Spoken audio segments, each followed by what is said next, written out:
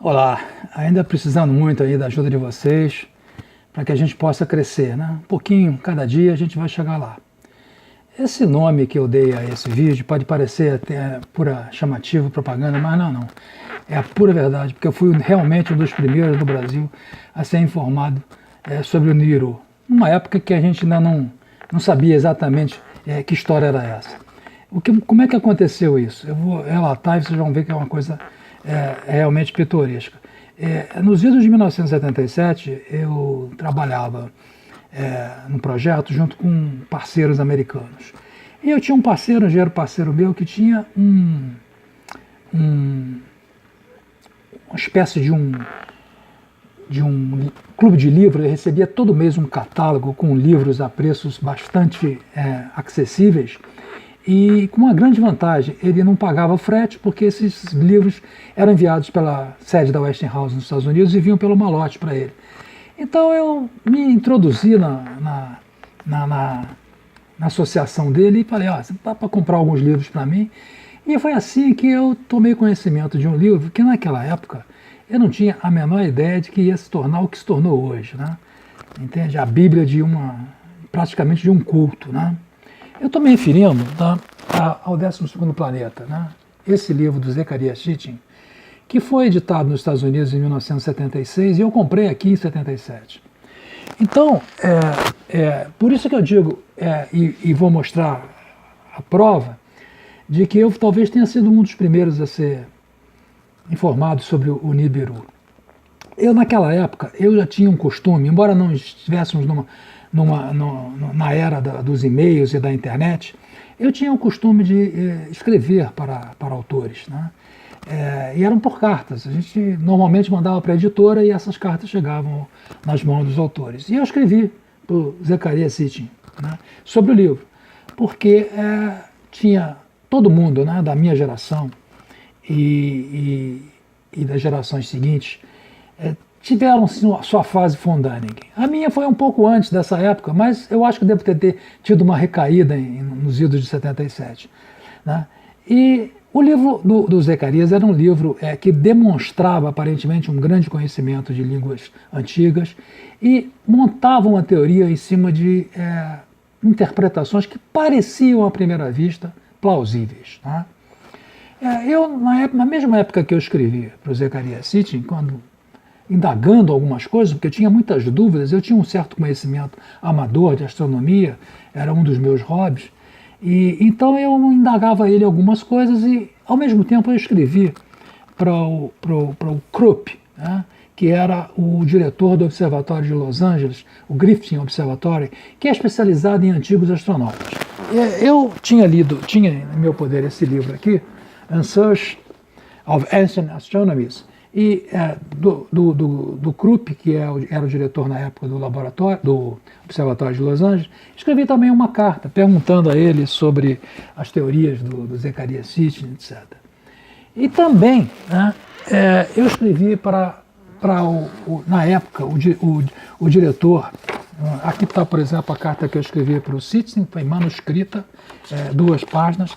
A carta que eu escrevi para o Krupp foi uma carta simples, de uma página só. E escrevi para o Ronaldo Rogério de Freitas Mourão. Era, na época, o diretor do Observatório do Rio de Janeiro. É uma carta mais longa, uma carta datilografada. Naquela época, nós não estávamos ainda com computadores. Uma carta datilografada de 6 páginas, né, em que eu, inclusive, apresentava alguns cálculos para ele me dar algumas dicas sobre órbitas, pedia até informação sobre livros sobre órbitas. Imagine você, olha só, eu nem sei mais fazer isso que eu fazia em 1977.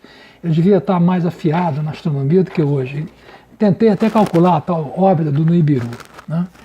Muito bem, eu recebi em menos de um mês resposta do Sitchin, do Zecharia Sitchin, essa carta que vocês estão vendo aí. Na mesma época, com pouca diferença, eu recebi resposta do Krupp, do Observatório de Los Angeles, essa que vocês estão vendo aí. Agora, até hoje não recebi carta do Rogério de Freitas Mourão. E não vou receber, porque ele faleceu em 2010 e evidentemente que eu não vou receber. Muito bem. Por que eu resolvi fazer esse vídeo? Porque essas teorias em cima de tablets e em cima de selos sumerianos, tiveram uma grande repercussão, né? E hoje existe um verdadeiro culto em cima disso e nós acabamos de nos livrar de um fim do mundo no dia 23 de setembro passado. Eu estou fazendo esse vídeo no dia 28, sábado passado a gente passou por mais um fim do mundo, né? Então, essas teorias pareciam muito lógicas. A gente parecia que o Sitchin se baseava em escritos e demonstrava aparentemente um profundo conhecimento. Depois nós viemos a ver que ele não tinha tanto conhecimento assim e nem era um especialista, não se pode dizer que ele era um scholarship, ele tinha expertise nas línguas antigas, né? E isso tem sido mostrado por alguns especialistas, em especial o Michael Hassa, que eu estou mostrando aí as credenciais dele, que chegou a montar um site, eu vou mostrar algumas coisas dele aqui, e sempre disse que não fazia isso como um ataque pessoal. Ele atacava a ideia porque era o campo dele e ele via que alunos dele poderiam estar sendo mal influenciados por uma teoria completamente sem sentido. E ele começou a mostrar algumas coisas e eu vou mostrar para vocês que a principal base que o Sitchin se firmou para montar a teoria é este selo, que eu vou mostrar aí, que é o selo VA243, está no Museu de Berlim, Museu Asiático de Berlim, e que ele diz, né, que existem ali o Sol cercado de 12 planetas e por isso ele levanta a hipótese de haver mais um planeta no sistema solar. Entende? Os escritos sumerianos, né, e você pode verificar isso com muita facilidade. Hoje, a Universidade de Oxford botou na internet, botou online, transliterado, quer dizer, transliterado é colocado, a escrita cuneiforme é transliterada em línguas, em caracteres do inglês, e você pode usar um botãozinho TR de Translate e você traduz os textos sumerianos. E você não encontra absolutamente nada que possa corroborar o que o Sitchin escreveu, né? Você vai ver que não existe nenhuma informação de que os sumerianos conheciam mais do que os 5 planetas que os antigos conheciam, ou seja, Mercúrio, Vênus, Marte, Júpiter e Saturno. Eram os 5 planetas que eles conheciam. Não existe em nenhum escrito sumeriano qualquer indicação que eles possam ter conhecido um planeta que estava além até da órbita de Plutão, como o Sitchin diz, né? Outras coisas também que você verifica. Nesse selo em que o Sitchin se baseia, ele aponta ali aquele símbolo que ele diz que é o Sol circundado por aqueles 12 planetas, né? Acontece que o símbolo tradicionalmente usado, né, pelos sumerianos para representar o Sol não era esse. Aquela representação é de uma estrela. Você diria, mas o Sol é uma estrela. Sim, mas os sumerianos identificavam o Sol de maneira diferente. Eles identificavam com um círculo, dentro do círculo, a partir de um pequeno ponto no círculo, de um pequeno círculo pequeno no centro desse círculo, saíam raios ondulados. E tudo isso envolvido num círculo. É exatamente essa imagem que eu estou mostrando a vocês agora. Ao passo que as estrelas, eles identificavam de 6, de 7 ou de 8 pontas, desta outra maneira aqui que eu estou mostrando, que é exatamente a que está no selo VA243. Né? Então, se aquilo não é o Sol, toda a teoria do Sitchin vai por terra. Né? O que seriam aqueles pontinhos? Né? É possível que sejam as Pleiades ou qualquer outra constelação. Com certeza são estrelas. Né? Também em toda a montagem que o Sitchin faz, e que fique bem claro, eu também não acho, assim como o Michael Hassa não acha, que ele era de má fé. Ele realmente acreditava até morrer naquilo que ele escreveu. Né? Ele, como o próprio Krupp escreveu na carta, ele parece que ele era bem intencionado, não era nenhum picareta como o von Däniken parece ter sido. Né? Então, além disso, ele, nas suas traduções, principalmente por ele não conhecer tão bem como ele pensava que conhecia a linguagem e os símbolos dessas línguas antigas, ele cometeu alguns erros de tradução cruciais em palavras como Elohim e Nephilim. Eu não vou entrar nesse tipo de detalhe, porque seria muito longo e muito cansativo explicar isso. Mas essas referências que eu coloco na descrição, você vai lá, existem no trabalho, no site do Michael Hasser, uma série de PDFs muito bem explicativos, que mostram, né, como é a tradução correta para esses termos e por que e como que o Sitchin, utilizando da maneira que ele utilizou, encaixou isso na teoria que ele queria mostrar. Então veja bem, o Sol não era representado daquela maneira. Eu vou mostrar aí agora algumas representações de Sol ao lado da Lua crescente e de estrelas. Vocês verem nessas mensagens, era assim que os sumerianos identificavam. Em toda a literatura, o Sol, a Lua e as estrelas. Sempre as estrelas com 6, 7 ou 8 pontos. Mas o Sol era sempre identificado dessa maneira que vocês estão vendo aí. Então, veja bem, criou-se, como é fácil criar-se uma teoria e botar várias pessoas, engajar várias pessoas, como se isso fosse um culto quase, né?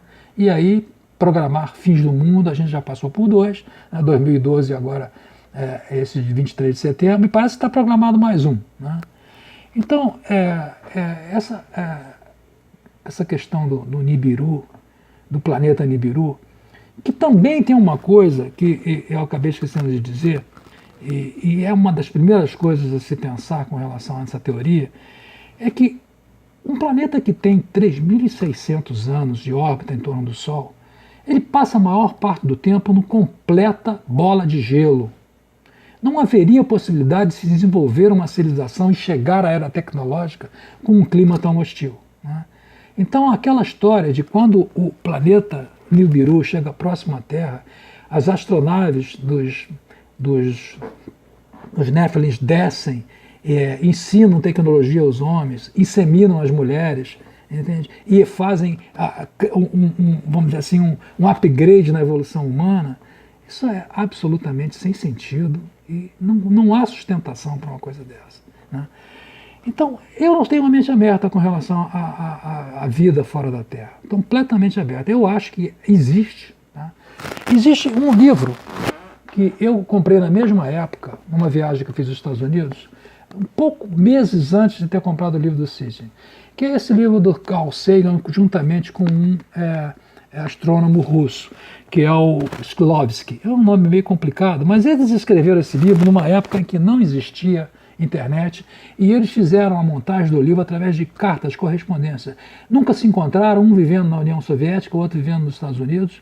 Inclusive, o Sagan avisa que existem algumas conotações ideológicas que não poderia deixar de acontecer, né, com um vivendo na Rússia, na União Soviética antiga, e outro nos Estados Unidos, mas que ele, Sagan, não se preocupou em eliminar isso.